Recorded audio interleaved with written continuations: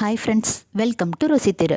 இன்றைக்கி மில்லட்ஸ் வச்சு ஒரு ஹெல்தியான கீர் தாங்க செய்ய போகிறேன். எப்படி பண்ணுறதுன்னு பார்க்கலாமா? ஒரு 1/2 லிட்டர் பால் எடுத்து நல்லா காய வச்சுக்கணுங்க. இந்த மில்லட்ஸ் வந்து உமினிக்னது டிபார்ட்மெண்ட் ஸ்டோரில் இருக்குது. நான் அதுதான் வாங்கியிருக்கேன். 1/4 கப்பு திணை, 1/4 கப்பு வரகு, இது ரெண்டுத்தையும் நல்லா வாஷ் பண்ணி எடுத்துக்கலாங்க.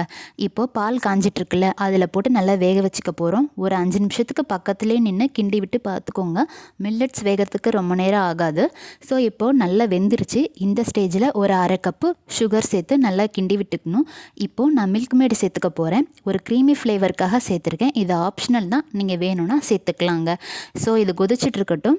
இப்போது ஒரு 5 பிஸ்தா பருப்பு, 5 பாதாம், 5 முந்திரி, ஒரு 2 ஏலக்காய் இதெல்லாம் போட்டு நல்லா நுணுக்கி எடுத்துக்கிறேன். கொரகொரப்பாக நுணுக்கி இந்த மாதிரி வந்ததுக்கப்புறமா இதையும் சேர்த்துக்கிறேன். சேர்த்து நல்லா கிண்டி விட்டு ஒரு கொதி வரட்டும். இப்போது ஒரு கொதி வந்ததுக்கப்புறமா நம்ம அடுப்பை ஆஃப் பண்ணிடலாம். அவ்வளோதாங்க. ஒரு சர்விங் பவுலில் மாற்றி நான் கொஞ்சமாக அந்த பாதாம் மிக்சர் எடுத்து வச்சுருக்கேன். அதையும் தூவி நம்ம சர்வ் பண்ணிடலாங்க.